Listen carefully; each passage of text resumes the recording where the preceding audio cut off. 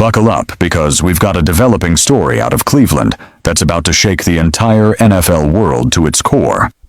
The Browns front office is making moves, sending their top insiders out to deliver what can only be described as a calculated message about Shedeur Sanders and his future with the franchise. This isn't just another off-season rumor or speculation. This is the Browns organization strategically positioning themselves heading into what could be the most crucial off-season in franchise history. The information that just dropped is absolutely wild. And if you're a fan of Shedeur Sanders or the Cleveland Browns, you need to hear every single word of what we're about to break down. The 2025 season is essentially done, finished, over with, and everyone associated with the Cleveland Browns organization is ready to turn the page and start thinking about what comes next.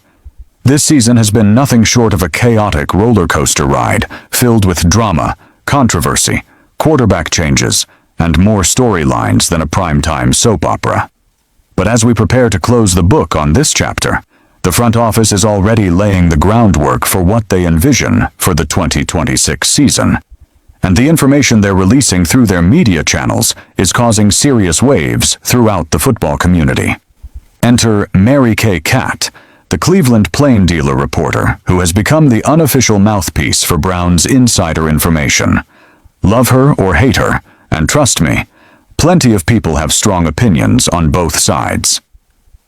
She's the one who consistently gets the tea, the real information straight from the source, when even major outlets like ESPN can't crack the code.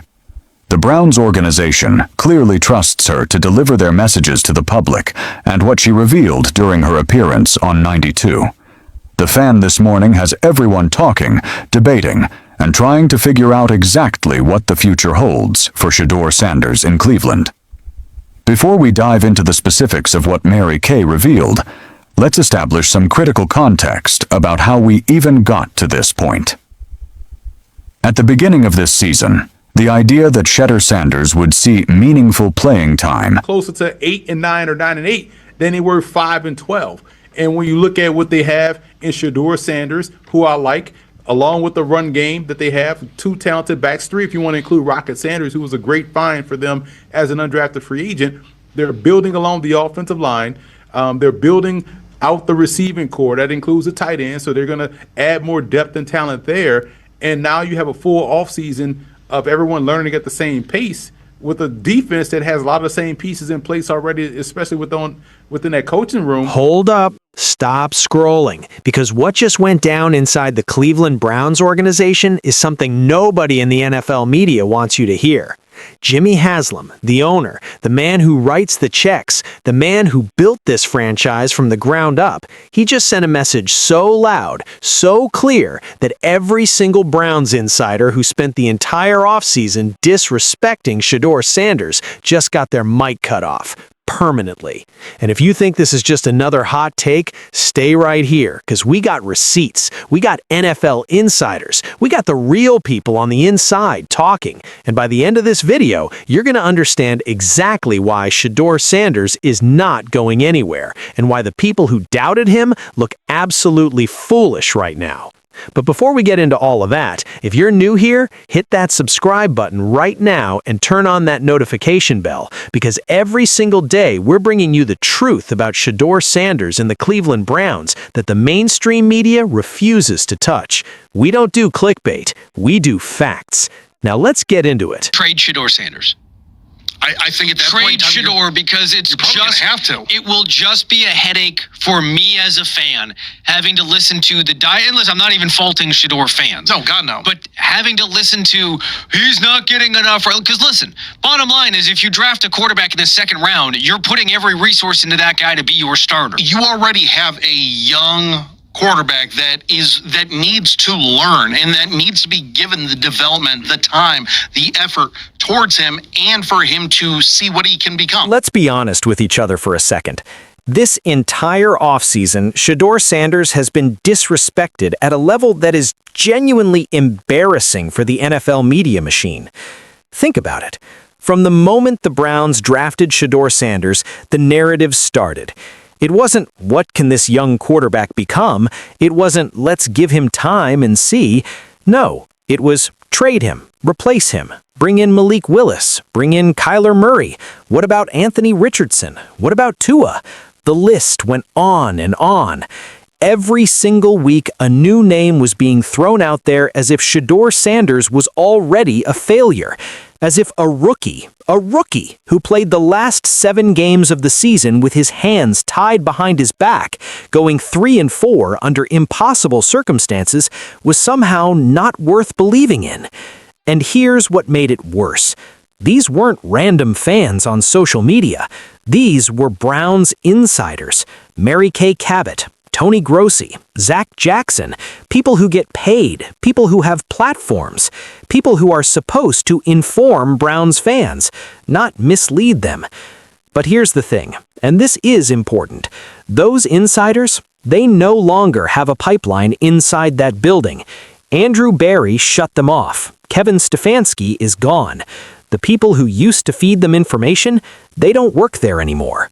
So what did these insiders do? They just kept talking. They kept speculating. They kept spreading narratives that had absolutely zero foundation in reality. And that, right there, is the disrespect, not just to Shedeur Sanders, the player, but to every Browns fan who deserved the truth. Now let's talk about the people who got it right. NFL insider Emory Hunt, a man with real sources, real contacts, real information, came out and gave us a perspective that actually makes sense when you look at the full picture of this Browns roster. Emory Hunt broke it down like this. Last season, the Cleveland Browns were nowhere near as bad as that 5-12 record showed. Think about the 49ers game. Think about the Bills game, the Vikings game, the Titans game. These were winnable games. Games that came down to special teams decisions, fourth down calls, situational football.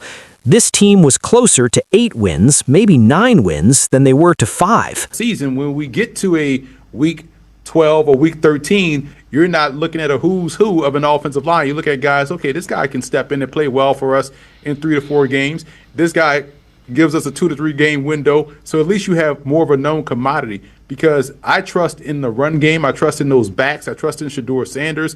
I do trust in their receiving core if the offensive line is correct. And I think they have a chance to really do things the right way. And when you factor in what they actually have on this roster, Shedeur Sanders at quarterback, 2 talented running backs in the backfield, Rocket Sanders, who was an absolute steal as an undrafted free agent, this offense has pieces, real pieces.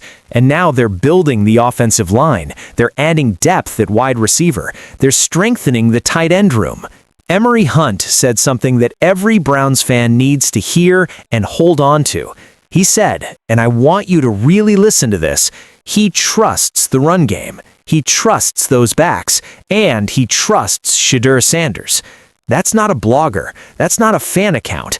That is an NFL insider with legitimate sources saying out loud that Shedeur Sanders is someone you can build around. And when it comes to the ridiculous ESPN Cleveland question about drafting Ty Simpson in the 2nd round, Emory Hunt shut that down completely.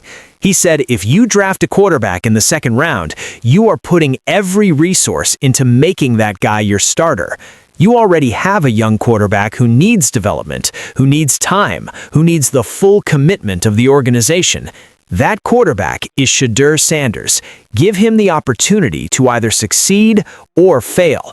That's it. That's the whole conversation.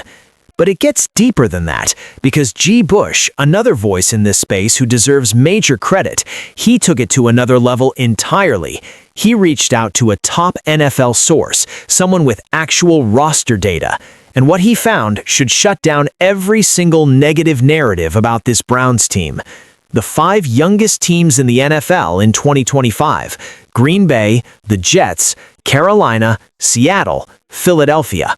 4 out of the 5 of those teams made the playoffs. Seattle won the Super Bowl. Now look at Cleveland. The Browns' defense was the 8th youngest unit in the entire NFL and one of the best defenses in the league. Let that sink in. Young, talented, already elite.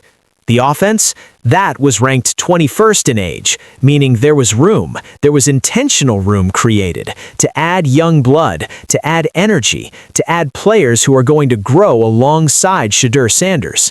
This is not a broken franchise. This is a franchise in transition, doing it the right way. Young core, young defense, young quarterback, building through the draft. And the moves they're making this offseason with the offensive line are pushing this team in exactly the direction it needs to go. G. Bush said it plainly, and he said it without apology. Shedeur Sanders is the Browns' guy in 2026. The Browns did not sign Malik Willis. They did not trade for Kyler Murray. They did not bring in Tua. Any quarterback trade at this point would be a late flyer at absolute best. Deshaun Watson hasn't played consistent, healthy football since 2020.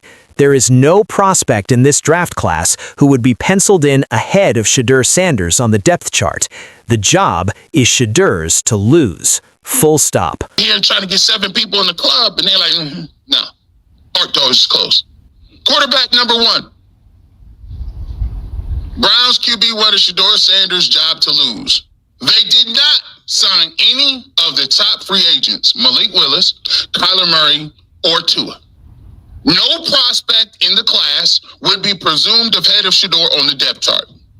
Deshaun Watson hasn't played consistent good football or consistently been on the field since 2020. Now here's where it gets really interesting, because people kept waiting for Jimmy Haslam to come out and say something, waiting for the owner to address the noise, the speculation, the chaos that the media was creating around his quarterback. And when he finally spoke, when the organization finally made its position crystal clear through its actions, the message was undeniable. They didn't sign the big-name quarterbacks. They didn't make a splashy trade. They didn't bring in competition designed to embarrass or push Shedeur Sanders out of the building. Instead, they went to work on the offensive line. They addressed the running game. They doubled down on the pieces that make a young quarterback's life easier. That is an organizational statement. That is Jimmy Haslam saying, without standing at a podium, without holding a press conference, we believe in our quarterback. We're building around him. We're done letting outside noise dictate how we build this roster. And here's what's beautiful about it. Andrew Berry has sealed that building. The insiders who used to have access, gone. The leaks that used to fuel these negative stories, dried up. What we're left with is a front office that is working quietly, confidently, and deliberately, and a quarterback who is about to get the full chance he was never truly given last year. Because let's be real, last season, Shedeur Sanders was handed a broken situation. Dylan Gabriel got injured, the offensive line was a disaster, and yet, in those final 7 games, Shedeur went out there, competed, and showed flashes of something real, something that made you lean forward in your seat. Imagine what happens when he gets a full offseason, a healthy offensive line, and an organization that is fully committed to his development from day 1 of training camp. And it's not just us saying this. The NFL world is starting to come around. Podcasts, analysts, real football people who look at tape and data, not vibes and agenda, are starting to say what G. Bush and Emory Hunt have been saying for months. The Cleveland Browns are a sleeper team, a team that by week 10, week 11, could be sitting in that 6th seed spot and making real noise in the AFC. The division is not unbeatable. The roster has youth. The coaching staff has continuity on defense. And at quarterback, they have a young man who was raised to handle pressure, who grew up in front of cameras, who played in the biggest college football program in the country, who went through the draft process with the entire world watching and never flinched. Shedeur Sanders is built for this moment, and the people who spent 6 months trying to convince you otherwise, they're going to have a very long, very quiet season ahead. Look, at the end of the day, this is bigger than football. This is about a young man who deserves a fair shot, who deserves an organization that believes in him. And from everything we're seeing, from Emory Hunt, from G. Bush, from the moves the Browns are making in free agency and on the offensive line, that shot is coming. 2026 is Shedeur Sanders' season. The haters had their run. Now it's time for the work to speak. If this video gave you something, if you learned something, if you felt something, hit that like button right now. It takes 2 seconds, and it helps us reach more Browns fans and more Shedeur believers who deserve to hear the truth.